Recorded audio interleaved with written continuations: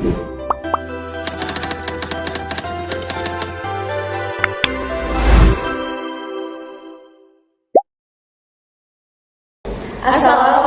warahmatullahi wabarakatuh.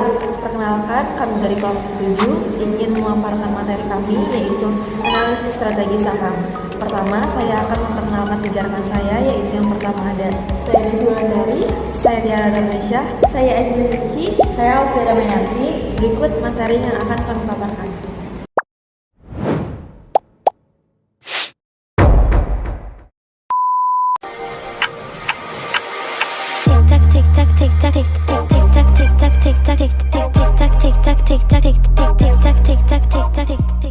Portofolio adalah kombinasi dari berbagai saham untuk mendapatkan keuntungan yang maksimum.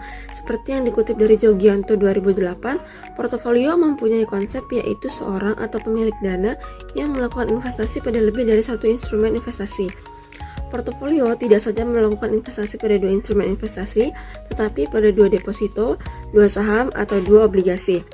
Portofolio seperti ini dikenal portofolio di dalam within instrumen. Misalkan, investor ingin melakukan investasi pada properti, maka portofolionya akan mengandung properti berdasarkan jenis dan tempatnya, seperti rumah, hotel, gedung, resort, mall, apartemen, ruko, dan sebagainya. Adapun tujuan membuat portofolio investasi yaitu untuk melakukan disverifikasi risiko, agar dana yang dimiliki mempunyai risiko yang minimum. Penurunan pada salah satu instrumen investasi akan dapat diganti dengan instrumen yang lain.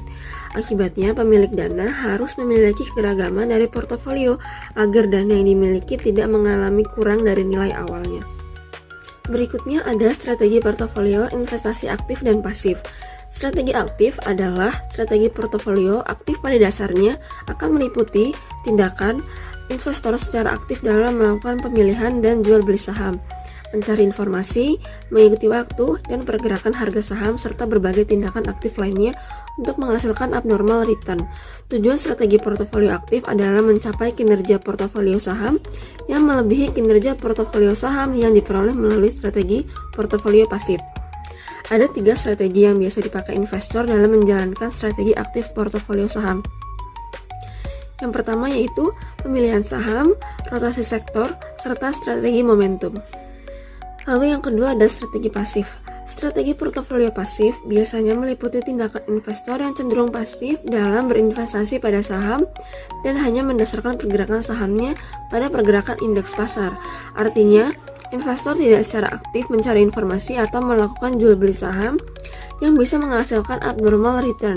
Ada 2 macam strategi pasif, yaitu strategi buy and hold dan strategi mengikuti indeks. Materi selanjutnya yaitu analisis investasi saham. Analisis ini dibagi menjadi 2, yaitu analisis teknikal dan analisis fundamental. Analisis teknikal adalah analisis yang mengukur kinerja suatu saham dengan arah harga saham di masa depan, berdasarkan data historis pergerakan harga dengan menggunakan grafik dan beberapa indikator tertentu, seperti grafik garis, grafik batang, dan grafik lilin. Analisis ini biasanya digunakan oleh investor jangka pendek atau trader untuk bertransaksi saham dalam jangka waktu yang lebih singkat. Cara melakukan analisis teknikal yaitu dengan mengumpulkan data harga saham yang relevan untuk saham yang akan dianalisis. Kemudian, tentukan jangka waktu analisis yang sesuai, apakah harian, mingguan, atau bulanan. Selanjutnya, buatlah grafik harga saham untuk melihat pola pergerakan harga secara visual. Dalam analisis teknikal, penting untuk mengidentifikasi tren dalam saham, baik itu tren naik maupun tren turun. Selain itu, gunakan juga level support dan resisten untuk mengidentifikasi area di mana harga saham cenderung berbalik arah. Ada beberapa pendekatan yang umum digunakan dalam analisis teknikal, antara lain yang pertama analisis tren, mengidentifikasi tren naik, tren turun, atau tren sideways dalam saham. Yang kedua yaitu ada analisis pola harga, mengenali pola-pola seperti pola head and shoulders, double top, atau double bottom yang dapat memberikan petunjuk arah pergerakan harga. Yang ketiga itu ada analisis volume, mengamati volume perdagangan untuk melihat apakah ada keterlibatan besar dari para pelaku pasar. Yang keempat itu ada analisis momentum, menggunakan indikator seperti MACD, Moving Average, Convergence, Divergence untuk mengukur kecepatan perubahan harga. Yang kelima itu ada analisis rata-rata bergerak, menggunakan Moving Average untuk membantu mengidentifikasi tren dan sinyal beli atau jual. Analisis yang kedua yaitu ada analisis fundamental, di mana analisis ini digunakan oleh investor yang memiliki tujuan investasi saham jangka panjang dengan cara mengukur kinerja keuangan, kondisi ekonomi perusahaan, kondisi industri dan sektor terkait, serta analisis terhadap ekonomi makro dan mikro. Analisis fundamental dapat dilakukan dengan dua pendekatan yaitu top-down dan bottom-up. Analisis top-down dilakukan dengan mengukur kondisi perusahaan melalui gambaran secara umum. Terdapat 4 hal yang dianalisis, yaitu kondisi makro global, kondisi makro dalam negeri, prospek pertumbuhan sektor, dan fundamental perusahaan itu sendiri. Ketika semua hal tersebut menunjukkan hasil yang positif terhadap perusahaan, maka dapat diasumsikan bahwa saham perusahaan tersebut memiliki prospek yang baik.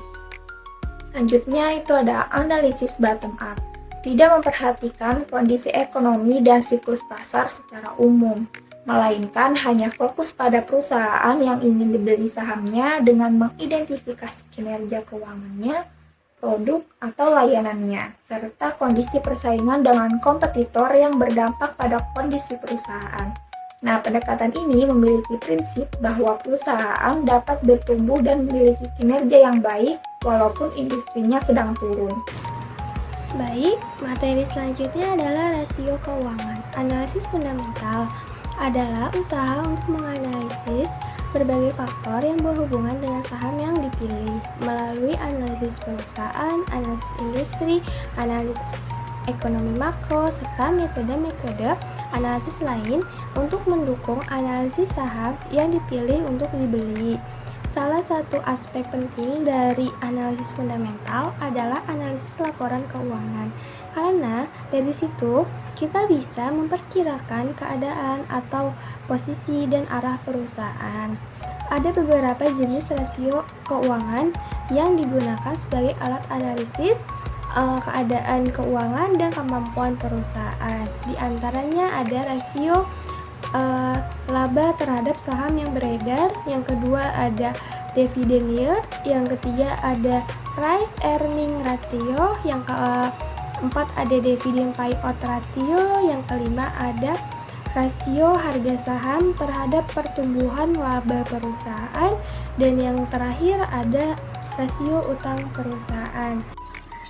Penilaian saham. Penilaian saham adalah suatu mekanisme untuk merubah serangkaian variabel ekonomi atau variabel perusahaan yang diramalkan menjadi perkiraan tentang harga saham, misalnya laba perusahaan dan dividen yang dibagikan. Maksudnya, suatu metode untuk mencari nilai-nilai saham yang menjadi ukuran dalam investasi surat berharga. Tujuannya adalah untuk memberikan gambaran pada manajemen atas estimasi nilai saham suatu perusahaan yang akan digunakan untuk rujukan manajemen sebagai pertimbangan kebijakan atas saham perusahaan yang bersangkutan. Penilaian saham itu ada 3 jenis. Yang pertama, nilai buku.